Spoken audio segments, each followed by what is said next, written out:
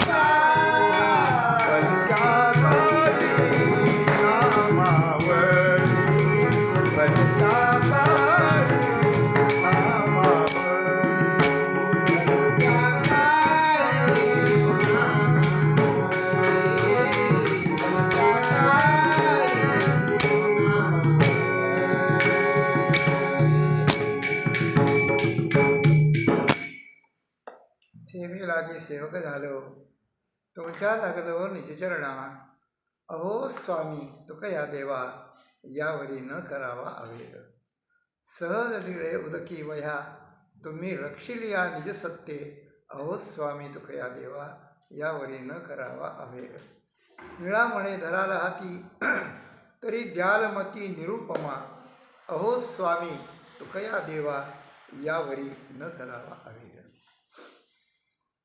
कर्म धर्म नवती सांग कर्म धर्म नवती सांग उण्या अंगे पतन कर्म धर्म नवती सांग उण्या अंगे पतन भलत्या काळी नामावळी सुलभ भोळी भाविका प्रायश्चित्ते पडती पाया प्रायश्चित्ते पडती पाया गाती तया वैष्णवा भलत्या काळी नामावळी सुलभ भोळी भाविका तुका म्हणे नुपजे दोष तुका म्हणे नुपजे दोष करा घोष आनंदे भलत्या काळी नामावळी सुलभ भोळी भाविका जगद्गुरु संत श्रेष्ठ श्री तुकाराम महाराजांच्या अभंगगाथेतील क्रमाने आलेला 889 क्रमांकाचा हा अभंग असून या प्रस्तुत अभंगात कर्मधर्माच्या सापेक्षत्वानं भगवंताच्या नामघोष आणि भजनाचा कलियुगातला अप्रतिम महिमा श्री तुकोबाराय वर्णन करतात. सापेक्ष म्हणण्याचं कारण असं की अनादिकालापासून चारही युगात मनुष्याच्या उद्धाराची व्यवस्था केलेली आहे. काय केलेली आहे तर मनुष्याच्या उद्धाराला मूळ काय तर मूळ कर्मयोग आहे. कर्मयोग आहे. अष्टांग योग आहे, भक्ती आहे, ज्ञान आहे, सगळं आहे. पण कर्मयोग मुळात मी म्हणतो याचं कारण असं आहे की मनुष्याला कडून कर्म जे घडते ते स्वाभाविक असतं. ते आधी ठरवायचं मग करायचं असं नाही. जे श्वासोच्छ्वास वरी होत निजेलियाही वरी, काही न करण्याची परी असती जयाची, ज्ञानेश्वरी बोलते. कर्म म्हणजे काय? कायेनं वाचेनं मनानं. मनानं जे चिंतन माणूस सहज करतो, शास्त्राचे संस्कार असो नसो, कोणी सांगो न सांगो, मनाचं काम चालू असतं, वाणीचं पण काम चालू असतं. अरे मूल जन्माला आलं की रडायला लागतं ना, ते कर्मच आहे वाणीचं एक प्रकारचं. ते असे नका वैयर्थक, पण कर्म आहे. हाताचं हलणं चालणं लहान मुलाचं चालूच असतं, शिशू करणं चालू असतं, तोंडात बोट घालणं चालू असतं. मोठी माणसं तर किती कर्म करतील आणि कसं करतील. कर्माचं जे विधान आहे ते विशिष्ट प्रकारानं आहे, हा भाग स्वतंत्र आहे. पण कर्माचं स्वाभाविकत्व माणसाच्या ठिकाणी आहे. जे स्वाभाविकत्व आहे ज्याचं, त्याची व्यवस्था लागली पाहिजे, अशी गोष्ट आहे.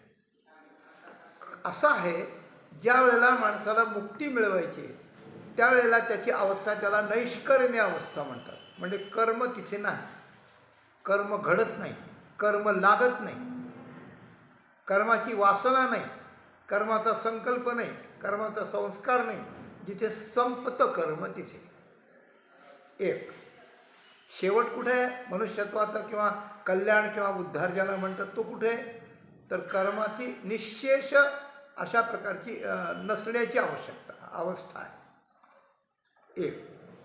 आणि दुसरी गोष्ट अशी आहे की मनुष्य जन्माला आला की जन्माला येण्याच्या आधीपासून तो कर्म करीत राहतो. म्हणजे कर्म करणं हे स्वाभाविक आहे आणि कर्म संपणं हे उद्धाराचं द्योतक आहे. या दोन्हीचा मध्य कसं साधायचं? हे कर्म करणं संपायचं कसं? असं संपवता येत नाही. म्हणून या कर्माला विशिष्ट प्रकारचं जर वळण दिलं, मनुष्य देहात आलेल्या प्राण्याकरता बोलतो मी आपल्याला, या कर्मात आल्याला त्याला जर विशिष्ट वळण दिलं तर व्यर्थ कर्म संपून जातं, वाईट कर्म होत नाही आणि चांगलं कर्म आपल्याला करणेपणापासून न करणेपणाकडे घेऊन जातं.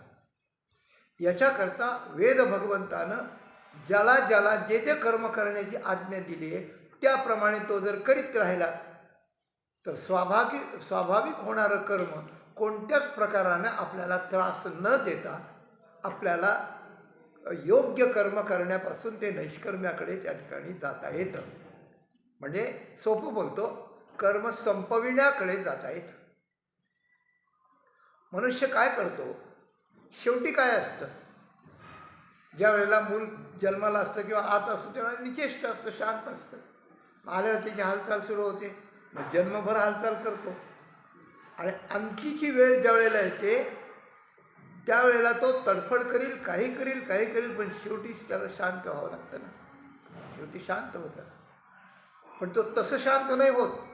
जीवनभर केलेलं जे कर्म असतं आणि साठवलेली जी वासना असते ती त्याच्या अंतःकरणात खूप प्रकर्षानं झालेली असते, प्रकर्षित झालेली असते. म्हणून ती वासना ते कर्म घेऊन तो जातो, मग त्याला पुढे जन्म येतो. आणि असं प्रत्येक मनुष्य जन्मभर कर्म करायचं आणि शेवटी कर्म वासना घेऊन जायचं आणि पुन्हा जन्माला यायचं. यामुळं तर सगळे दुःख आपल्या पदरात पडत आहेत. हे चुकवायचे कसे? एक पद्धत ही एक प्रकारची. तर चुकवण्याकरता एक गोष्ट आहे की मरणाच्या वेळेपर्यंत किंवा त्याच्या आधी या सगळ्या कर्माची वासनेची विल्हेवाट अगोदर लागली पाहिजे.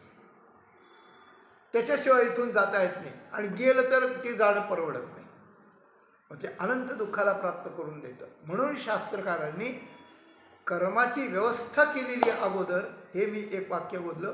आणि दुसरं वाक्य बोललो की कर्म हे सगळ्याचं मूळ आहे साधनाच्या बाबतीत. योग ज्ञान हे सगळं नंतर आहे, पण कर्म मूळ आहे. तर हे जे कर्म आहे या कर्माची व्यवस्था कशी लावली शास्त्रकारांनी? तुकाराम महाराज या अभंगात म्हणतात, कर्म धर्म नव्हती सांग उण्या अंगे बदल. कर्म धर्म सांग म्हणजे संपूर्ण, सांग म्हणजे सगळ्या अंगानं व्यवस्थित होत नाही. आणि कोणतं अंग उणं पडलं तर त्यामुळे मनुष्याचं पतन होण्याची शक्यता असते. ही त्यातली उणीव तुकाराम महाराजांनी सांगितली आपल्याला. मग याच्याकरता या कर्माचा थोडासा खुलासा आपल्याकडे होणं आवश्यक आहे. पण कृपा करून आपल्याला असं वाटू नका की हे जरा क्लिष्ट वाटतं आहे, काय घेणं आपल्याला त्याच्याशी आपलं भक्ती नाम हे सांगा म्हणजे झालं काम. असं नाही चालत, असं चालत नाही. कारण तुकाराम महाराजांनी ज्या अर्थी सांगितलेलं आहे त्या अर्थी त्याचा विचार आपल्याला थोडा तरी केला पाहिजे. तर या कर्मात एक 2-4 प्रकार आहेत आणि याचा सगळा विषय सगळ्या ग्रंथात शास्त्रात आला. ज्ञानेश्वरीत विशेष करून 3ऱ्या अध्यायात कर्मयोगच आहे आणि 18व्या अध्यायात मुख्यत्वे करून 18व्या अध्यायाचा उपक्रम म्हणजे पहिला जो भाग आहे त्या पहिल्या भागात या कर्माचा सगळा विचार त्या ठिकाणी मांडलेला आहे. संन्यास आणि त्याग कशाला म्हणतात ह्या अर्जुनाचा प्रश्न होता आणि त्या प्रश्नाचं उत्तर म्हणून हा विषय मांडला. आणि तो विषय जर आपण सगळा पाहिला, ज्ञानेश्वरीच्या 18व्या अध्यायातला पूर्व भाग जर पाहिला आणि 3रा अध्याय जर सगळा पाहिला आणि आपण नीट लक्षात घेतला तर या कर्माचं महत्त्व, कर्माची पद्धत, कर्माचे प्रकार, आपल्याकरता कोणतं कर्म आहे त्याचा शोध, त्याचं महत्त्व मानणं, हे सगळं आपल्या लक्षात येईल अशी गोष्ट आहे. आता वेळेच्या मर्यादेत आपण थोडं पाहू. तर एक 4 प्रकारची कर्म आहेत. त्यात मुख्य 2 विहित आणि निषिद्ध. विहित म्हणजे काय? शास्त्रानं जे करा म्हणून सांगितलंय ते, त्याला विहित म्हणतात. आणि दुसरं निषिद्ध म्हणजे शास्त्रानं जे करू नका म्हणून सांगितलंय ते. परस्त्रीकडे पापदृष्टीने पाहू नका, दुसऱ्याचं द्रव्य हडप करू नका, मद्यपान करू नका, मांसभक्षण करू नका, कुणाची हिंसा करू नका, ती शरीरानं करू नका, वाणीनं करू नका, मनानं पण करू नका. हे सगळे निषिद्ध कर्म आहे. निषिद्ध म्हणजे जे विनाशाकडे नेणारे आहे. आणि विहित कर्म म्हणजे जे करा म्हणून सांगितले ते उद्धाराकडे नेणारे, ते नैष्कर्म्याकडे, कर्म संपवून आपल्या उद्धाराकडे नेणारे आहेत विहित कर्म. या विहितात पुन्हा हे आहे, विहितात पुन्हा 2-4 प्रकार आहेत. नित्य, नैमित्तिक, एक काम्य आहे आणि एक प्रायश्चित्त आहे. हां, लक्षात ठेवा. पहिल्यांदा विहित आणि निषिद्ध हे 2 भाग. तर विहित म्हणजे करा म्हणून जे सांगितलंय वेदानं की यानं तुमचा उद्धार होईल, जे करा असं जे सांगितलंय ते सगळं विहित. आणि अमुक करू नका, त्यानं पाप होत आहे आणि त्याने तुमचा विनाश होईल असं जे सांगितलंय, आत्ता मी प्रकार जे सांगितले ते, त्याला निषिद्ध म्हणायचं. तर निषिद्ध कर्म कधीच करायचं नाही, कधीच करायचं नाही. मग मी त्याला बोललो नसतो, पण त्याने मला असं करायला नको होतं, त्याने मला असं केलं म्हणून मी त्याला तसं केलं. आणि असं म्हणून जर आपण निषिद्ध कर्म झालं तरी त्याचं फळ आपल्याला मिळणार. त्याचं कारण आहे त्याने काय करायला नको होतं आणि त्याने जे केलं त्याचं फळ त्याला मिळणार आहे. पण जसा राजकीय कायदा आपल्या हातात घेऊन चालत नाही तसा भगवंताचा कायदा पण आपल्या हातात घेऊन चालत नाही. म्हणून दुसरा काय करतो ते त्याला, पण आपण काय करतो त्याचं फळ आपल्याला मिळेल. म्हणून निषिद्ध कर्म कोणत्याही कारणानं आणि कसंच त्या ठिकाणी करायचं नाही अशी गोष्ट आहे. आता काय राहिलं विहित. मग या विहितात 4 प्रकार. एक नित्य, नैमित्तिक, काम्य आणि प्रायश्चित्त. तर नित्यकर्म म्हणजे काय, नैमित्तिक कर्म म्हणजे काय? तर नित्यकर्म म्हणजे आपण रोज जे करायचं, रोज स्नान झाल्यानंतर काय करायचं आहे, स्नान झाल्यानंतर एखादं स्तोत्र म्हणावं, विष्णू सहस्रनाम असेल, तर हरिपाठ म्हणावं, येत नसेल आपल्याला तर आपल्या वाणीतून काहीतरी केलं पाहिजे. एक आपण त्रैवर्णिक असू तर आपण प्रत्येकाला अनिवार्य संध्याकर्म आहे, संध्याकर्म आहे. या संध्याकर्माचं असं आहे, अतिशय महत्त्व आहे या संध्याकर्माचं. आपल्याला ती जर परंपरागत असेल तर ती माहिती करून घ्यावी आणि प्रत्येक पुरुषानं, स्त्रियांना नाही हे विधान, पण पुरुषानं केली पाहिजे अशी गोष्ट आहे. त्या निमित्तानं आपण जसे गावात राहतो, मग सरपंचाशी आपला संबंध असतो, पाटलाशी आपला संबंध असतो, ग्रामसेवकाशी आपल्याला असतो, मोठ्या व्यापाऱ्यांशी असतो, आणि आपण गोड बोलून राहिलो तर केव्हाही आपलं काम होतं ना, अशी गोष्ट आहे. त्याप्रमाणे या जगात, या ब्रह्मांडात ज्या ज्या देवता, ज्या ज्या शक्तींची जी पीठं आहेत की जगाच्या व्यवस्थेकरता त्यांना ठेवली आहे.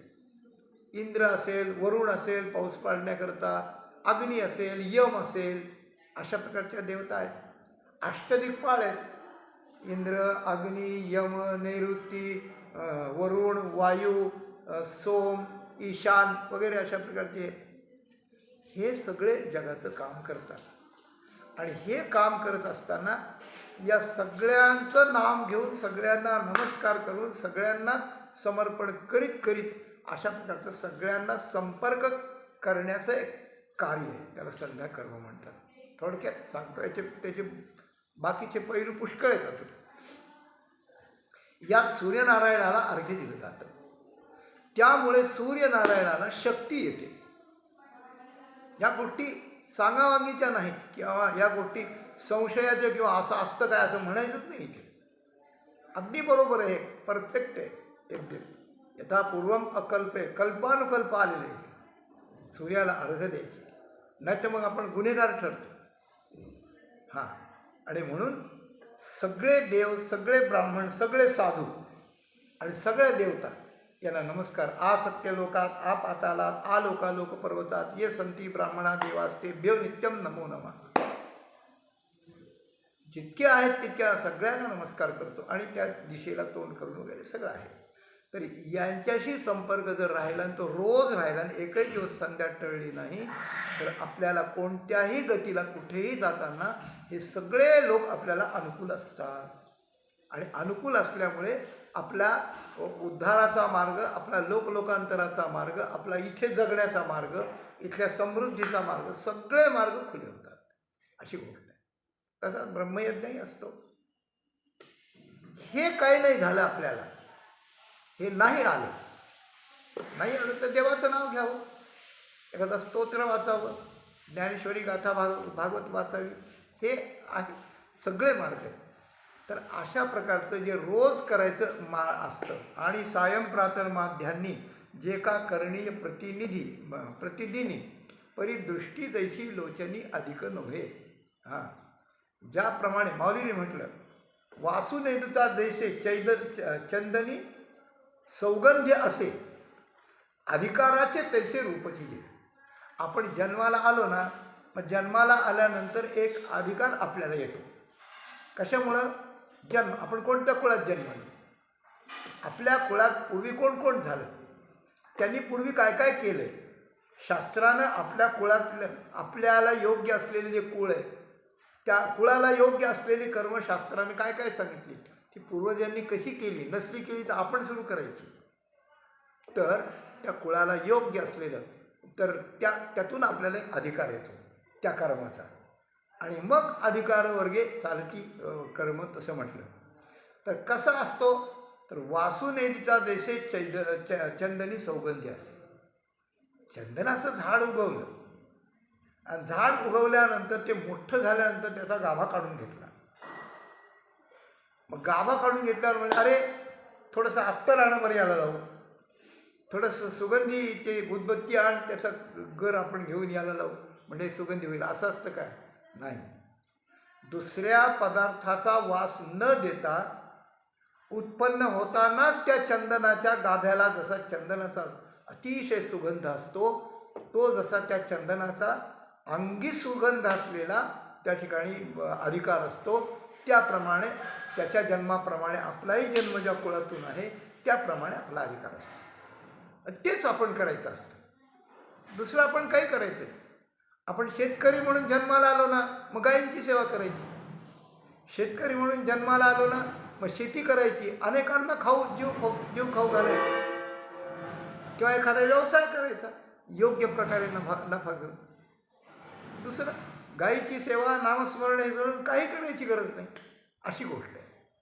म्हणून आपल्या कुळाला असलेला जो अधिकार, चंदनाला जसा वासाचा अधिकार असतो, वासुदे नेदिता जैसे चंदनी सौगंध, अधिकाराचे तैसे रूपची गेली, तसा अधिकार. आणि मग जो अधिकार असेल ते कर्म आपण त्या ठिकाणी करायचे, याला नित्यकर्म म्हणतात.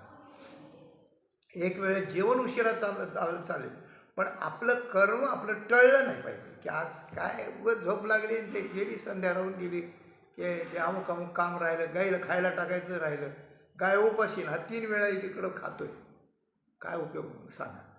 नाही, जी सेवा आहे ती जशीच्या तशी चालली पाहिजे. त्यात आपण किती प्रामाणिक आहे, त्यात आपण त्या कर्माला किती महत्त्व देतो आहोत, ते किती सातत्याने करतो, की ते किती दिवस, किती वर्ष आपण एकही दिवस न टाळता केलेलं आहे, याला फार महत्त्व असतं, याला महत्त्व असतं. अशा प्रकारचं जे रोज करायचं त्याला नित्यकर्म म्हणतात. हे टाळायचं नाही. एक दुसरं नैमित्तिक. नैमित्तिक म्हणजे काय, की एखाद्या वेळेला येतं. आज आमच्या वडिलांचं श्राद्ध आहे, मग ते रोज श्राद्ध असतं का, नाही, वर्षानं करतो आपण, काही महिन्यानं करतात, पण ते वर्षानं करायची साधारण पद्धत आहे. तर एक वर्षानं किंवा 6 महिन्यानं पितृपक्षात एक करावं लागतं, पक्ष म्हणून. आणि ज्या तिथीला आपले वडील आई गेले त्या आईचं वडिलांचं नक्कीच केलं पाहिजे, म्हणजे त्यांची आपल्यावर मर्जी राहते. म्हणून आपल्या घरात संतती न होणं, एखाद्या मुलाला वेळ लागणं, एखाद्या मुलाचं डोकं न चालणं, पती पत्नीचं, पुत्र वडिलांचं न जमणं, ह्या गोष्टी पितरांचं नैमित्तिक कर्म न केल्यामुळे प्राप्त होतात, अशी गोष्ट आहे. म्हणून याला नैमित्तिक कर्म म्हणतात. काय का येऊनी करवती पार्वणे, असं त्या का माता पितर मरणे अंकित जे दिवस, ऐसेसे जे करावे त्या मानावे नैमित्तिक का, ते नैमित्तिक कर्म. रोज करायचे ते नित्य, कधी कधी जे करायचं ते हे.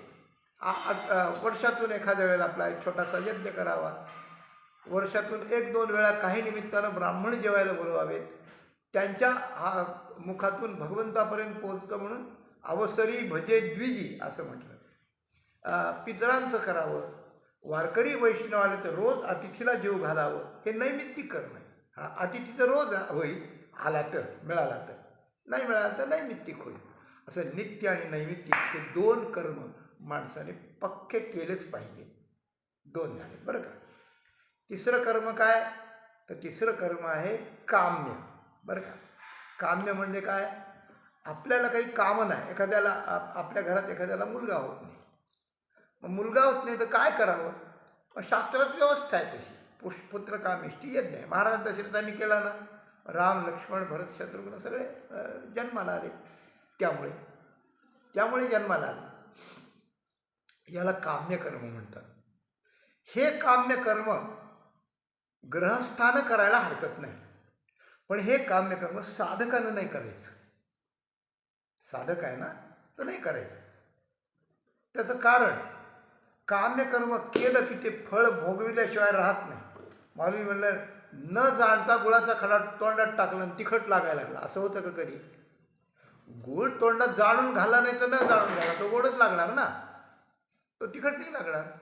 त्याप्रमाणे काम्यकर्माचं सामर्थ्य आहे की ते केलं की ते फळ भोगवणार, आणि ते फळ भोगलं की त्याच्यातून निरनिराळे कर्म निर्माण होणार. मुलगा होण्यासाठी यज्ञ केला, मुलगा झाला, पण तो जर स्वभावाने नाही चांगला निघाला, त्याचं आपलं जर वैर लागलं, तर त्याच्याकरता आपल्याकडून जे वाईट होईल त्याचं फळ पुन्हा आपल्याला भोगावं लागेल. म्हणजे ते इकडं थोडं केलं तर इकडे जास्त नको ती होईल ना.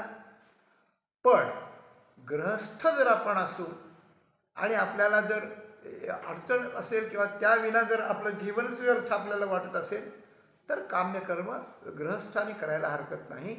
आणि 3 झाले, नित्य नैमित्तिक काम्य. आणि 4थं आहे ते प्रायश्चित्त कर्म आहे. प्रायश्चित्त आहे.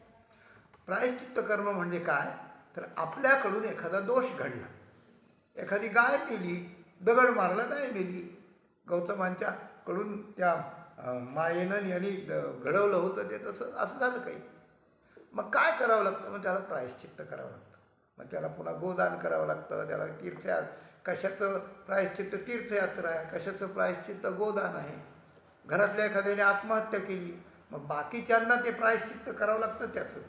म्हणजे त्यालाही गती मिळते ना, आपल्यालाही सुखाने जगता येतं, अशी गोष्ट आहे. फार मोठं पाप आहे, आत्महत्या कोणीही करू नये बरं. तेव्हा याला प्रायश्चित्त म्हणतात. हे प्रायश्चित्त कर्म करावं. कारण काय की हे प्रायश्चित्त फक्त केलेला दोष घालवितं आणि घालून संपून जातं. ते पुढं काही त्याचं नसतं काम. ते घातलं हे केलं की संपलं. तर आणि निषिद्ध कर्म जे आहे की जे शास्त्राने करू नये ते सांगितलं, ते तर करायचंच नाही. कारण ते केलं की पापच होतं आहे, दुसरं काहीच होत नाही.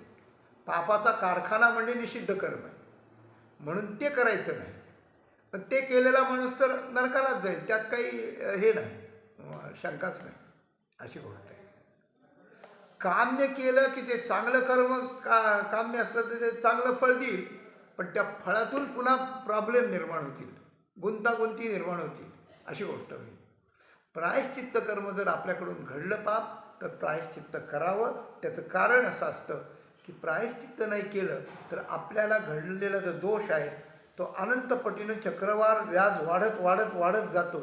आणि ज्यावेळेला आपण परलोकात जाऊन त्याचं फळ घ्यायचं किंवा इथंच असलं उत्कट येतं, तर त्याचं फार मोठं दुःख आपल्याला होतं.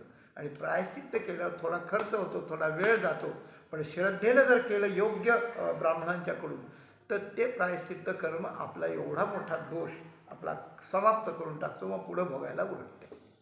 म्हणून हे करावं ज्याला शक्य होईल त्यानं, पण नित्य नैमित्तिक मात्र नक्की करावं, नक्की करावं. तर आता ऐका, तुकाराम महाराजांचं म्हणणं, हे कर्मधर्म सांग होत नाहीत, जशी पाहिजे तशी पूर्णत्वानं होत नाही. त्याचं अंग उणं पडलं की त्याला पतन होतं, त्याला पडावं लागतं. आता आपण असा विचार करू की या कर्मधर्माला उण अंग काय आहे? नित्यनैमित्तिक कर्माला काय उण अंग आहे? काम्य कर्माला काय उण अंग आहे? प्रायश्चित्त कर्माला काय उण अंग आहे?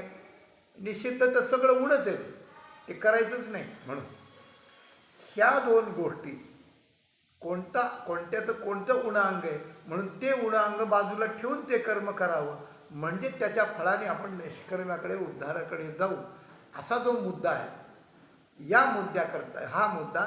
आणि त्या ठिकाणी या 18व्या अध्यायात खूप विस्तारानं माऊलीनं आपल्याला सांगितलेलं आहे. तर त्याग आणि संन्यास या निमित्तानं, तर संन्यास आणि त्याग दोन्ही एकच आहेत असं मला वाटतं. अर्जुन म्हणतो, भगवान म्हणाले तुझं म्हणणं बरोबर आहे, एका अर्थाने ते बरोबर आहे, पण कोणत्या कर्माचा त्याग आणि कोणत्या कर्माचा संन्यास घ्यायचा याचा एक तारतम्य आहे. तर हे तारतम्य असं सांगितलं काय की नित्य नैमित्तिक हे करायचं आहे आणि काम्य कर्म काही करायचं नाही. याच्यात प्रायश्चित्ताचा काही उल्लेख नाही, तर काम्य कर्म करायचं नाही. काम्य कर्म जर केलं तर ते फळ भोगवितं आणि त्याचं फळ भोगायला जन्माला यावं लागतं. ते फळ जे असतं त्या फळात ज्या व्यक्ती येतील त्याचे ऋणानुबंध तयार होतात, म्हणजे कर्माने कर्म वाढत जातं. आणि एक गोष्ट आहे की आपल्या अंतःकरणात कामनाच नसली पाहिजे तर आपल्याला भगवंताकडे जाता येतं. भगवंताशिवाय कशाचीच कामना नसली पाहिजे, स्वर्गाची नाही, ब्रह्मलोकाची नाही, श्रीमंत व्हायची नाही, डॉक्टर वकील व्हायची नाही, कशाचीच कामना नसली पाहिजे. म्हणून कर्म करणे सांडणे ते कामनेतेची उपडणे, धनत्यागे दवडणे भय जैसे. काम्य कर्म टाकून द्यायचं म्हणजे साधकांनी करायचं नाही. आत्ता मी काय सांगितलं लक्षात आहे का बघा. गृहस्थानी करावं वाटलं, त्याला फारच अनावर झालं तर, पण सहसा कोणी करू नये, साधकांनी तर करूच नाही. त्याचं कारण आहे, तर ते कर्मच टाकून द्यावं, त्याला संन्यास म्हणतात. काम्य कर्म न करणे, निषिद्धाप्रमाणेच काम्य कर्म न करणे याला संन्यास म्हणतात. म्हणजे कर्माचाच संन्यास, मुळापासूनच कट करून टाकायचं, अशी गोष्ट आहे. कसं धनत्यागे जवळ माहिती. आपण रस्त्याने चाललो, आपल्या जवळ एक 10-20 लाख रुपये आहेत, कोणीतरी पाळत ठेवली आणि रस्त्यानं प्रवास करता करता अगदी इकडे 4 कोस गाव नाही, तिकडे 5 कोस गाव नाही, अशा वेळेस एक 10-20 लोकांनी आपल्याला ठरवलं लुटायचं, मारायचं, द्रव्य घेऊन जायचं. आणि आपल्याला ही गोष्ट लक्षात आली, काय करावं आपण? ते 10 लोक असतील तर आपण 20 लोक घेऊन जावं, असं केलं चालतंय. किंवा त्या रस्त्याने जाऊ दुसऱ्या रस्त्याने जायचं असं चालतंय. पण हे त्यांना कळल्यावर ते त्या रस्त्याला येणार नाहीत कशावरून, आणि आपण 10-20 लोक दिले ते 25 लोक आणणार नाहीत कशावरून. त्याचा जर हेच असलं तर तर भय जर नको असलं तर एकच करायचं, धन त्यागे दवडणे भय द्यायचं.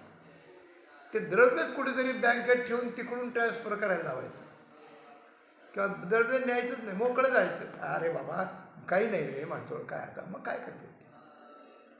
मग त्याला नुसतं माणसाला मारणं काही परवडत नाही.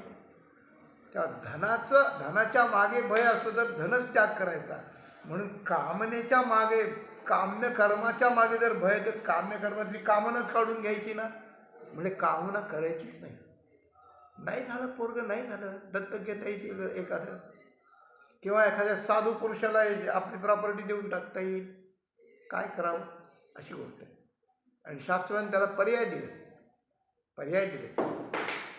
एक बैल जर देवाला सोडला, त्याची संतती जोपर्यंत चालू आहे तोपर्यंत आपण निपुत्रिक नाहीत असं म्हणतं. एखादा वृक्ष लावला मोठा, तो जो जिथपर्यंत फळं देतोय तोपर्यंत आपली संतती चालू आहे. म्हणजे पर्याय आहे. तर कशीही अडचण सहन करावी, पण काम्य कर्म करू नये, म्हणजे काम्य कर्माचा संन्यास झाला. एक. दुसरी गोष्ट आहे, नित्यनैमित्तिकात काय आहे. नित्यनैमित्तिक कर्म आपल्याला जेवढं जसं येतं तसं करावं, आणि शेवटी भगवंताला समर्पण करून द्यावं. देखे जे तुलाने कर्म निपजे, बरं का, ते तुले आदी पुरुषी जरी समर्पिजे तरी परिपूर्ण सहजे झालेला. माऊलीने फार मोठा पर्याय सांगितला आहे. आपल्याला जेवढं येईल तेवढं प्रामाणिकपणे कसोटीने करावं, पण सगळंच होईल असं नाही. पण मग जेवढं झालं तेवढं न्यून पूर्ण म्हणून देवाला समर्पण करायचं. काही वाचिक मानसिक जे झालं ते त्या ठिकाणी कायेन वाचा मनसे स्पर्य यस्य स्मृत्याचला मुक्त्या तप पूजा क्रियादिषु न्यूनम संपूर्णताम याती सद्यो वंदे तमच्युत. जेवढं झालं त्यातलं न्यून संपूर्ण करून घ्या, आणि हे तुम्हाला समर्पण, देवाला समर्पण केलं की ते पूर्ण होतं, नित्य आणि नैमित्तिक. आता उण अंग कुठं आलं, उण अंग कुठं आलं, तर उण अंग आहे याला. याचा संन्यास नाही, म्हणजे कर्म टाकून नाही द्यायचं, पण याचं जे फळ आहे ना ते टाकून द्यायचं. नित्य नैमित्तिक कर्माला फळ नाही असं म्हणतात, पण फळ आहे, मोठं फळ आहे. काय मोठं फळ आहे, तेव्हा ज्ञानेश्वरीत असं सांगितलं आहे, प्रत्यवाय तव गळे स्वाधिकारे बहुवे उजळे, आणि हातो फळिया मिळे सद्गतीशी, एवढे वरी ढिसाळ नित्य नैमित्तिकी आहे फळ, परी ते त्यजिजे मूळ नक्षत्री जैसे. एवढं मोठं फळ नित्य नैमित्तिकाला आहे, पण मूळ नक्षत्रावर झालेल्या मुलाचा जसा त्याग करावा लागतो, नाही तर आपला मृत्यू होतो, त्याप्रमाणे याचं जे फळ आहे नित्य नैमित्तिकाचं, ते फळ टाकून द्यायचं, ते फळ घ्यायचं नाही आपल्याला. कोणतं फळ आहे, 3 प्रकारचं फळ आहे. प्रत्यवाय तव गळे, म्हणजे आपल्याला झालेलं असलेलं जे पाप असतं, नित्यनैमित्तिक आपण करणं जर प्रामाणिकपणे केलं तर आपल्याला आपण केलं गेलेलं पाप नाहीसं होतं, बरं का. प्रत्यवाय तव गळे. अजून स्वाधिकारू बहुवेद, स्वतःचा अधिकार उजळतो, त्याच्या वाणीला सत्यता येते. त्यांनी जो नित्यनैमित्तिक कर्म रोज करतो, त्यांनी एखादा माणूस आजारी पडला आणि त्याच्याबद्दल जर अनुष्ठान केलं तर त्याचा परिणाम लगेच तो आजारातून बरा होतो, म्हणजे त्याचं फळ येतं सत्य. तर त्याच्यातून त्याचा अधिकार उजळतो, मोठा अधिकारी होतो, कर्म आचार पाळणारा. आचार प्रभो धर्म असं म्हटलं. म्हणून एकीकडे पाप जातं, एकीकडे त्या कर्म करणाराचा अधिकार वाढतो, आणि तेच हातोफळी मिळे सद्गतीशी. तो असा हातावर हात मारून, म्हणजे चॅलेंज देऊन म्हणतो की बस आता या कर्माने मी आता सद्गतीला चाललो, स्वर्गात सुख भोगायला चाललो मी आता माझ्या कर्माच्या सद्गतीमुळं, अशी गोष्ट आहे. अशा प्रकारे म्हणजे सद्गती मिळते, इथे अधिकार वाढून लोकांची मान्यता मिळते, आणि पूर्वीचं पाप जातं. पूर्वीचं पाप गेल्या म्हणजे पापाचं जे दुःख येणार ते टळतं. इथे प्रतिष्ठा वाढल्यामुळे मान सन्मान पैसा हेही मिळतं, आणि पुढे सद्गती मिळते. अजून काय फळ पाहिजे नित्यनैमित्तिकाचं. पण ऐका, हे जर फळ आपण घेतलं तर हे फळ मिळेल, पण उद्धार नाही होणार ते. हां हां, परिचय त्याची जे मूळ नक्षत्री जैसे. काय होईल मग? केलेलं पाप जाईल, मागे केलेलं. पण जर अधिकार झाला, लोक मान द्यायला लागले, पैसा मिळायला लागला, मग त्याच्यातून दोष न होतील असं कसं सांगता येईल? दोष घडतील, मग ते दोष लागतील. आणि सद्गती मिळाल्यानंतर या कर्माचा प्रभाव तोपर्यंत सद्गती राहील, मग पुन्हा पुन्हा खाली जन्माला यावं लागेल. मग ते काही माणसाच्याच जन्माला येतील असं काही सांगता येणार नाही, कोणत्याही जन्माला जावं लागेल. म्हणजे जन्म मरण चुकवता येणार नाही, उद्धार होणार नाही, काही नाही. आणि हे जर नित्यनैमित्तिक कर्म याचं फळ न घेता हे जर भगवंताला अर्पण त्या ठिकाणी केलं तर आपला जीवन होऊन जाईल तसं जाईल. पण या जीवनाच्या शेवटी ते सगळं कर्म आपल्याला पुढे येईल. म्हणून दोन गोष्टी या नित्यनैमित्तिक कर्मात आहे की तैसा कर्तृत्वाचा मधू, कर्मफळाचा आस्वादू, या दोहीचे नाव बंधू कर्माचा कितो. तरी या दोही विषयी जैसा बाप ना लेकी तैसा होल शके दुःखी विहिता क्रिया. ज्याप्रमाणे बाप आपल्या लेकीला जन्म देतो, ती मोठी होते, तरुण होते, उपवर होते, पण विषय भोगासाठी पिता तिच्याकडे त्या दृष्टीने कधीच पाहत नाही, ते लेकरू आहे म्हणून पाहतो. आणि एक सुंदर अशा प्रकारचा तिचा उपवर आणून लक्ष्मीनारायण समजून त्याला तो समर्पण करतो. म्हणजे पिता मुलीला जन्म देऊन तिची अभिलाषा करत नाही, हे जसं असतं त्याप्रमाणे आपल्याकडून निर्माण झालेलं नित्यनैमित्तिक त्याच्या फळाची अपेक्षा कधीच करायची नाही. ते भगवंताला आपला जावई म्हणून ते कर्मरूपी कन्या समर्पण करून द्यायची. म्हणून फळाची इच्छा न करणं आणि मी कर्म केलंय असा अहंकार न धारण करणं, हे दोन प्रतिबंध आहेत. आणि हे दोन प्रतिबंध सहसा माणसाकडून टळत नाही. मी रोज आचार करतो, मी किती आचार पाळतो असं माणसाला वाटतं का नाही? बोललं नाही तरी मनात वाटतं. म्हणून तो कर्तृत्वाचा मत झाला. आणि इतकं आचरण केल्यानंतर याचं फळ अजिबात घेऊ नये हे सतत अनुसंधान माणसाला राहत नाही. कधीतरी त्याच्याबद्दल काहीतरी वाटल्याशिवाय राहत नाही. आणि मग नित्यनैमित्तिक कर्म पवित्र असून शास्त्राने उद्धाराकरता सांगितलं असून त्याचा जर अहंकार झाला तरी त्याचं उणं अंग झालं. आणि त्याला जरी हे झालं काय, त्या फळाची इच्छा केली गेली तरी उणं अंग झालं. आणि उणं अंग झालं की उण्या अंगी पतन. तुकाराम महाराजांनी सांगितलं उण्या अंगानं पतन आहे, अशी गोष्ट आहे. प्रायश्चित्त करावं, पण प्रायश्चित्ताचं उणं अंग सुद्धा असू शकतं. एखाद्याने आपल्याला काही दोष घडला, परवा आमच्याकडे असा प्रायश्चित्ताचा काही प्रसंग आला होता, तेव्हा त्या काशीच्या गुरुजींनी सांगितलं की तुम्ही इतकी गोदानं करा आणि इतकी केल्यानंतर तुम्ही गाईला घासाची पेंडी घेऊन जा. ती गाईनं जर खाल्ली पटकन उल्हासानं तर तुमचं पाप गेलं, नाही तर तेवढं परत करायचं. का? प्रायश्चित्तात काही उणेपणा आला असला तर ते शास्त्राला मान्य नाही झालं तर ती गाय चारा खात नाही असं त्यांचं म्हणणं. त्याचं कारण कावळ्याला जसं त्या प्रेताचं पाप पुण्य कळतं तसं समोर आलेल्याचं पाप पुण्य गाईला दिसतं असं शास्त्र सांगतं. म्हणून आपण प्रायश्चित्त, आपल्याला दोष घडला, प्रायश्चित्त केलं आणि ते घेतलं आणि गाईने घास घेतला, आपलं पाप गेलं, अशी गोष्ट आहे. तर तात्पर्य असं आहे की त्याच्यातही उणेपणा न आला पाहिजे. त्याच्यानंतर काम्य कर्म करायचंच नाही, त्याचा संन्यास. आणि नित्यनैमित्तिकतेच्या फळाचा आणि अहंकाराचा त्याग इतकं केलं तर ठीक होतं. पण तुकाराम महाराज म्हणतात इतकं करणं सगळ्याच्यानं होणं शक्य होत नाही. म्हणून कर्म आणि धर्म, आता कर्म काय आणि धर्म काय? कर्म म्हणजे आपल्याकडून जे स्वाभाविक होतं ते, किंवा कामना करून करतो ते. आणि या पद्धतीनं जर केलं, कर्तृत्वाचा मत सोडला, फळाचा आस्वाद सोडला, परमेश्वराला नित्यनैमित्तिकच केलं, परमेश्वराला समर्पण केलं, काम्य केलं नाही, प्रायश्चित्त करावं लागलं तर विशिष्ट केलं, अशा पद्धतीनं जर आपण करू लागलो, हे कर्म आपण जर त्या ठिकाणी करू लागलो तर आपल्याला आणि त्या ठिकाणी आपलं पतन होणार नाही. आणि यात जर काही चूक झाली तर त्या ठिकाणी पतन होईल. काय उण्या अंगे पतन, याचं उणं अंग होता कामा नये अशी गोष्ट आहे. म्हणून हा त्याग संन्यास ज्याच्याकडून होतं त्याला उद्धार असा होतो की निषिद्ध कर्माचा निषेध होऊन ते जर गेलं ते करणंच झालं नाही बरं का. प्रायश्चित्तालयाचा भाग गौण आहे आणि नित्यनैमित्ती केलं तर त्याचं फळ आणि ते भगवंताला देऊन टाकलं म्हणजे काय झालं तर मागचं पाप समाप्त होत जातं आणि पुढं कर्म तयार होत नाही. अशा वेळेस जी अवस्था आहे ती त्याला कर्मसाम्य दशा म्हणतात आणि ही कर्मसाम्य दशा आपल्याला वैराग्य प्राप्त करून उद्धाराकडे बरोबर घेऊन जाते.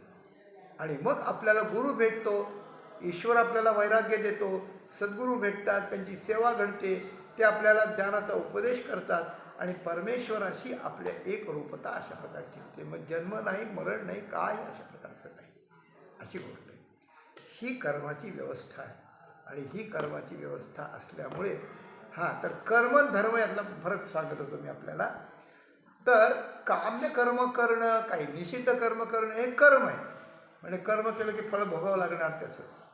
पण ते कर्म जेव्हा भगवंताला समर्पण केलं जातं किंवा ह्या दोन प्रकारचे दोष जर येत नाहीत आपल्याकडे, अहंकार न धरता, फळाची इच्छा न करता भगवंताच्या समर्पण बुद्धीनं जर आपण केलं आणि ते समर्पण करीत राहिलं तर त्यालाच धर्म म्हणतात, त्यालाच धर्म म्हणतात. पण हे दोन सांग होत नाही अशी गोष्ट आहे. त्या बळीनं दानाचा संकल्प केला आणि मग ते शुक्राचार्य म्हणायला लागले तू दान द्यायचं नाही म्हणे, हा विष्णू आहे तुला फसवायला आलाय, सगळं घेऊन जाईल तुझा, असं सांगितलं. शुक्राचार्याचं जर बळीने ऐकलं असतं तर दान नसतं दिलं. ऐका, दान नसतं दिलं मग ते 2 लोकांनी त्याचं राज्य त्यालाच राहिलं असतं. पण गंमत काय झाली असते, बळी जगून किती दिवस जगला असता असा, त्याचं आयुष्य तोपर्यंत जगला असता. पुढं काय, भगवंताला येऊन दानाचा संकल्प करून दान देतो असं म्हणून ते दान दिलं नाही, त्याच्याकरता घोर नरकवासना आहे ना, ती त्याला प्राप्त झाली असती. पण बळी शहाणा आहे, त्याने ऐकलं नाही. दोघाही पती पत्नीनं निर्णय केला, गुरूंचं वचन नाही ऐकलं. त्यामुळे देव जर माझ्याकडे आलाय काय होईल ते होईल, मी अशी नामुष्की नाही पत्करणार. आणि मग ते दिलं दान दिलं. तेव्हा शुक्राचार्यांनी शाप दिला की मी तुला शाप देतो माझा यजमान असल्यामुळे की मी सगळं तुझं हे केलं तू आता माझं ऐकलं नाही, तुझं सर्वस्व नष्ट होईल. आता दिलं म्हणजे नष्ट होणारच होतं, त्यात काय वेगळं काय होणार होतं. तर शुक्राचार्याच्या शापानं विशेष काहीच बिघडलं नाही का, हे उण अंग झालं नाही म्हणून त्या कर्माचं पुढं सांगायचं आहे मला. आणि जर दान जर दिलं नसतं तर शुक्राचार्य जरी खुश झाले असते तरी दान न दिल्यामुळे जे पतन झालं असतं त्या पतनातून शुक्राचार्य त्याला वाचवू शकले नसते अशी गोष्ट आहे. म्हणून ते केलं. आणि पुढे ज्या वेळेला ते दान दिलं, भगवान मोठे झाले, 2 लोक आटले, 3रा पाय मस्तकावर ठेवायला सांगितला, त्यावेळेला शुक्राचार्याने भगवंताची स्तुती केली आहे. आणि त्यात शुक्राचार्य जे बोलले भगवंताला त्या तुकाराम महाराजांच्या म्हणण्याला अतिशय संकुल किंवा अनुकूल अशा प्रकारचं आहे. तर ते म्हणाले की देवा, शुक्राचार्य म्हणाले देवा, तुझा एक स्वभाव आहे, तू न्यून पडणारं कर्म पूर्ण करायला जातोस. आज बळीचे 100 यज्ञ तू पूर्ण केलीस, 100 यज्ञ केलीस. त्यावेळेला एक रीत सांगितली की कोणतंही कर्म करताना ते जर न्यून झालं आणि त्याच्या शेवटी जर तुझं नाम घेतलं गेलं तर तुझं शेवटी घेतलेलं नाम त्या कर्मातले सगळे छिद्र काढून टाकतं, समाप्त करून टाकतं. म्हणून संध्येच्या शेवटी पहिल्यांदा केशवाय नमः, नारायणाय नमः, माधवाय नमः, गोविंदाय नमः 24 नावांनी संध्या सुरू होते आणि शेवटी तमच्युतम अच्युत नाम शेवटी घेतलं जातं. म्हणून केशवापासून अच्युतापर्यंत जेवढं कर्म आहे संध्या कर्म तेवढं न्यून होत नाही, ते पूर्ण होतं अशी गोष्ट. तर तुझं नाम कर्माच्या आधी आणि शेवटी घेतल्यावर ते कर्म पूर्ण होतं.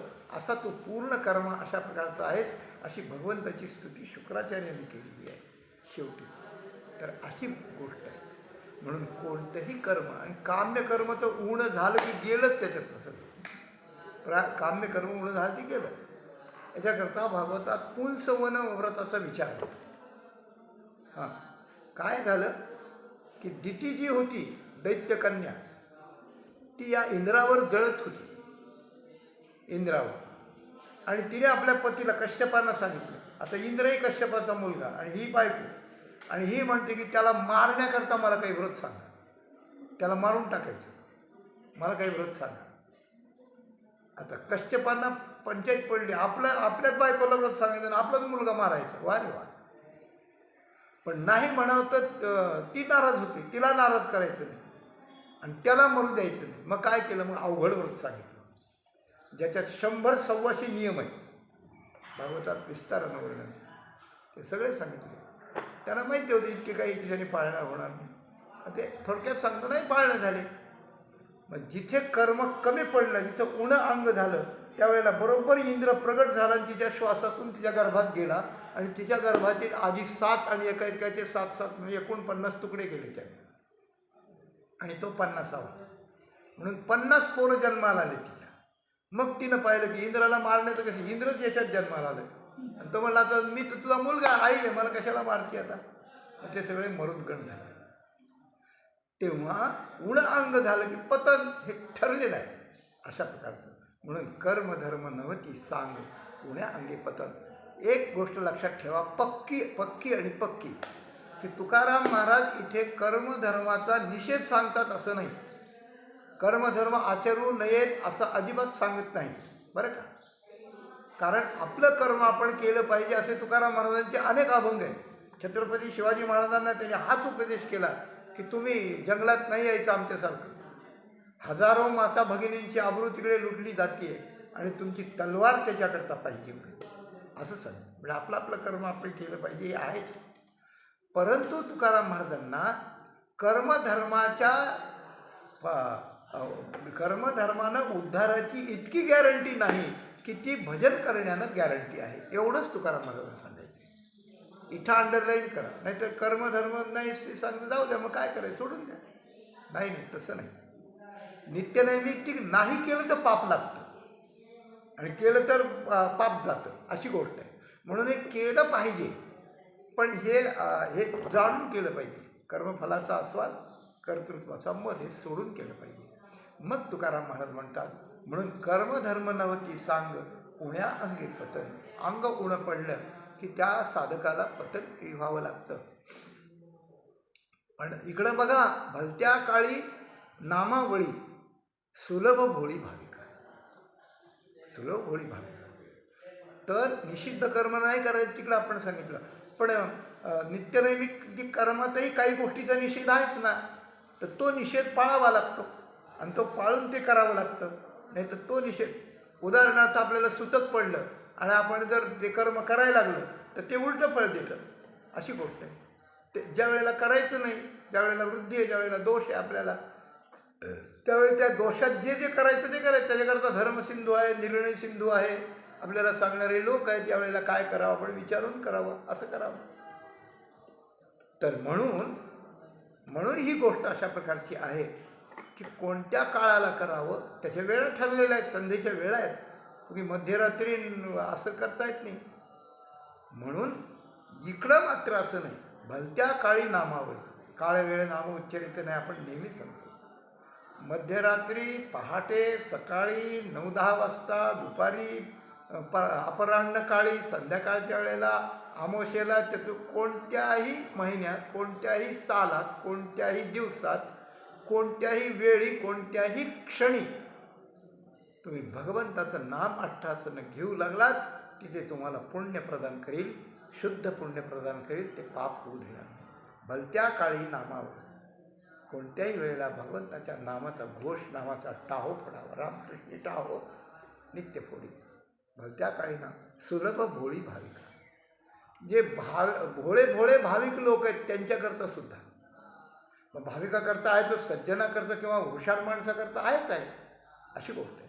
ज्याला नैमित्तिक कर्माचा अधिकार आहे नित्यनैमित्तिक त्यांनी पण भजन करावं.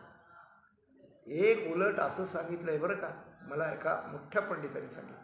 संध्याकाळची वेळ होती, भजन होतं. मी म्हणलं माझी संध्या टळेल, तेव्हा त्यांनी सांगितलं की भजन करताना जर आपलं मन भजनात लागलं, भगवत रूप झालं आणि संध्येची वेळ जर टळली, तर त्याच्या टळलेल्या वेळेचा प्रत्यवाय त्याला लागू नये म्हणून 88,000 ऋषी भगवंतानं नियुक्त केले की ज्या भजनात रंगलेल्या ज्याची संध्या टळेल त्याची तुम्ही करायची.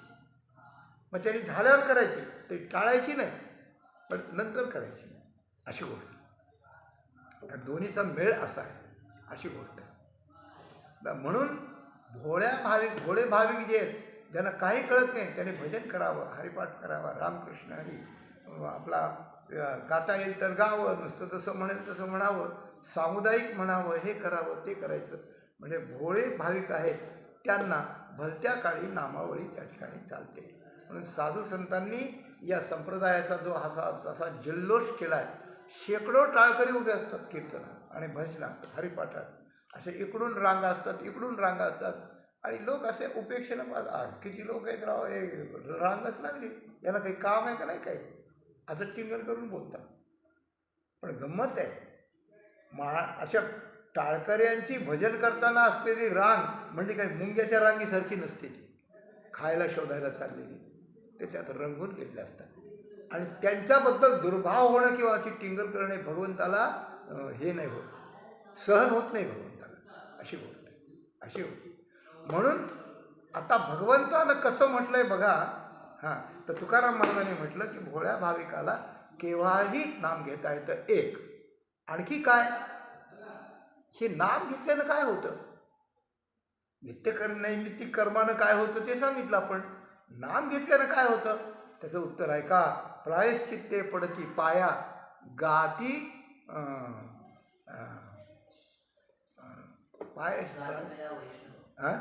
गाती तया वैष्णव. जे भगवंताचं नाम गातात सामूहिकरित्या एकटे, कसं जमल तसं, त्या वैष्णवाला ही प्रायश्चित्त जी करावी लागतात, दोष घडल्यानंतर दोष जाण्याची ती प्रायश्चित्त यांच्या पाया पडायला येतात. अशी गोष्ट आहे.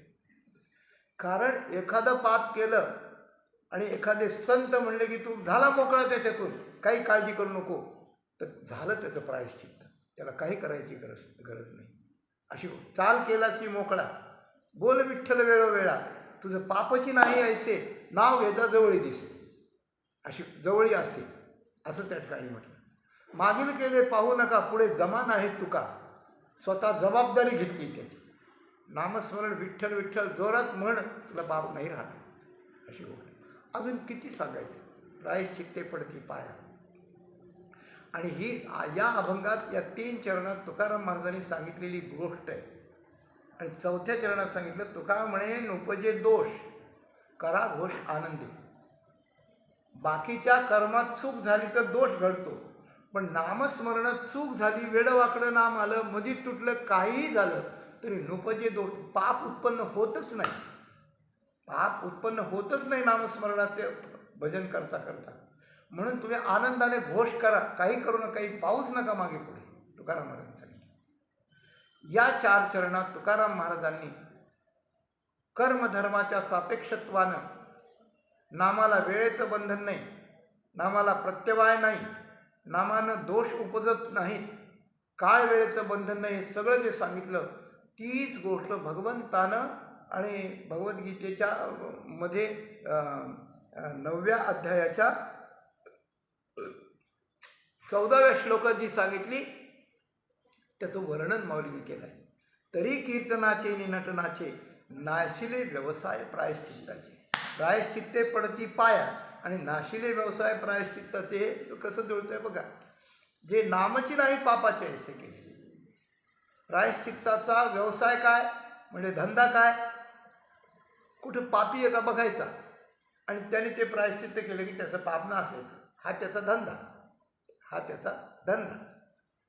जसं सिंहस्थ पर्वणी आली की ब्राह्मणांनी न्हावी तिथं जातात आणि ज्याला ज्याला पितरांचं करायचं ते करतात. त्याप्रमाणे प्रायश्चित्त या तीर्थावर येतात. पण या संतांनी नामघोषाला सगळं वाहून घेतल्यामुळे ते भगवान म्हणतात बरं का आता तुकाराम महाराज नाही म्हणत, यांनी नामाला वाहून घेतल्यामुळे हे नामघोष करतात आणि प्रायश्चित्त जेव्हा त्यांच्या बाजूला असे फिरकतात त्यावेळेला त्यांना वाटतं की अरे यांच्याजवळ तर पापच नाही, प्रायश्चित्त काय करणार, मग कशानं पाप नाही, यांनी प्रायश्चित्त केलं नाही, पाप यांच्याकडून घडलं नाही, असं काय आहे, तरी यांच्याकडं पाप राहत नाही. मग ज्या नामस्मरणाने आपली गरज नसताना जर यांचं पाप जाते, मग ते पाय पडतात, हात जोडतो, बाबा तुला चाललो आम्ही आता, नाशिले व्यवसाय प्रायश्चित्ताची, का नामाची नाही पापाची ऐसी नाही. एक 2-4 गोष्टी आहेत. यम नियम किंवा शमदम हे साधन आहेत, ते साधनं सुद्धा मोकळे पडले. यमदमा अवकळा आणली, तीर्थात पाप जातं, तीर्थ ठायावर तीर्थाचा ठावच सांडून गेला. तीर्थ म्हणतात काय खावं, पापच नाही. यम म्हणतात काय यमावं, दम म्हणे काय दमावे, तीर्थे म्हणते काय खावे, पाप ओखदा दोष ओखदाशी नाही. तिकडे यमाची नगरी बंद पडली बरं का, तिकडे यमनगरी ओस पडली. म्हणजे भगवंताच्या नामाचा सामुदायिक दिंडी प्रकरणानं जो जल्लोष होतो त्याचे हे परिणाम आहेत. आणि या कलियुगात हे परिणाम आहेत. कर्मधर्म एखादा करतो आणि त्याचं जातो, पण हे सामुदायिक पाप त्याचा धुवा उडवण्याचं काम हे केलं जातं. म्हणून भगवंतानं या कलियुगासाठी एरवी जी प्रोसिजर आहे भगवंताचं या जगात की कर्म करून हळूहळू हळूहळू भगवंतापर्यंत जीवाला न्यायचं, तर यावेळेस भगवंतानी स्वतःच्या अधिकारात हा स्वतंत्र रस्ता त्या ठिकाणी काढला आहे. माझं भजन जल्लोषाने करा आणि सरळ माझ्याकडे या, काही अडचण नाही तुम्हाला, अशी गोष्ट आहे. ऐसे नि माझे नामे घोषे, नाही चिकळीची विश्वांची दुःखे, अवघे जगची महासुखे दुमुदुमीत भरले. ते पहाटे विण पाहावित, अमृते विण जीववित, योगे विण दावित कैवल्य डोळा. हां, कैवल्य डोळा असं त्या ठिकाणी म्हटलं. अशा प्रकारचे ते साधू संत या लोकांचं दुःख, पाप, संशय, कामना, वासना सगळं समाप्त करून टाकतात या जल्लोषाने.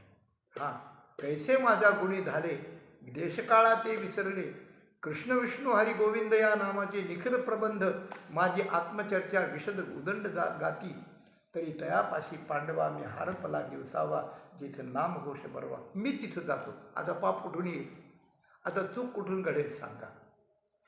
तो सगळं प्रकरण आपण पाहून घ्या. ज्ञानेश्वरीच्या 9व्या अध्यायातल्या 14व्या श्लोकावरचं हे वर्णन आहे. तात्पर्य असं आहे की दोष उत्पन्नच होत नाही, मागचे असलेले पाप जळून जातात. काय हरिउच्चारणे अनंत पापराशी जातील लयासी क्षण मात्र, पाप जळून जातात. काय एक हे असं आहे भागवतात म्हटलेलं आहे, म्रियमाणो हरेर नाम गृणन पुत्रोपचारितम अजामिलोक्तगात धाम किम पुनः श्रद्धया गृणन. शुकदेवानी म्हटलंय की अरे मरायला लागलेल्या त्या अजामिळानं घाबरून आपल्या लाडक्या मुलाचं नारायण नाव मोठ्याने घेतलं तर त्याचा उद्धार होतो. मग आपण श्रद्धेनं जर नारायण नारायण राम कृष्ण हरी असं जर म्हणू लागलो तर का होणार नाही बरं, असं म्हटलेलं आहे. सगळ्या शास्त्राची याला मान्यता आहे, सगळ्या संतांची मान्यता आहे. म्हणून ज्याच्यात दोष उपजत नाही, प्रायश्चित्त ज्याच्या पाया पडतात, जे कोणत्याही काळात भाविक भोळ्यांना सुलभ आहे आणि ज्याच्यात कर्मधर्मासारखं उण्या अंगाने पतन होण्याची शक्यता सुतराम नाही, असं कलियुगातलं हे साधन सगळं त्या ठिकाणी सांगितलेलं आहे. या साधनाचा अवलंब करावा. म्हणून आपण पंढरीला जरी गेलो तरी आपण बघ्यासारखं बघतो. भजन चाललंय मग आपण बघतो, नाही आपल्याला टाळ नाही वाजत आला पण टाळी वाजवावी, आपण बसावं भजनात, थोडा वेळ शांत बसावं, एक तासभर बसावं. त्या जय घोषामुळे, त्या ध्वनीमुळे, त्या उडालेल्या ध्वनीच्या रजकरण आपल्या अंगावर आल्यामुळे, आपल्या मनावर त्याचे संस्कार झाल्यामुळे आपला अनेक जन्माच्या पापाचा समूह नष्ट होऊन जातो. याच्यावर विश्वास ठेवा पक्का. आणि कसंही करून रोज आपल्याला भगवंताच्या चरित्राचं भगवंताच्या गुणाचं, भगवंताच्या स्वरूपाचं, भगवंताच्या नामाचं, भगवंताच्या रूपाचं, भगवंताच्या सामर्थ्याचं वर्णन कसं काव्यात गद्यात कसं रोज करता येईल असं बघा. एक तास अर्धा तास तरी आपल्या मुखातून काही गेलं पाहिजे, आपल्या कानात काही आलं पाहिजे, आपल्याला चिंतन काही घडलं पाहिजे. हे चिंतन आज कलियुगाचं अत्युत्कृष्ट टॉनिक आहे एक प्रकारचं, की सगळ्या बाजू आपल्या दुरुस्त करून आपल्याला सरळ भगवंतापर्यंत पोचवेल. सांगावं तितकं थोडंच अशा प्रकारचं आहे. अशा प्रकारे तुकाराम महाराजांनी ते तळतळून कळवळून जे आपल्याला सांगितलं आहे त्याचा गांभीर्यानं स्वीकार करा, आपल्या जीवनात ते उतरवा आणि त्यांनी जसा अनुभव घेऊन सांगितले तसा आपण अनुभव घेऊन आपली जीवनयात्रा सफल करा.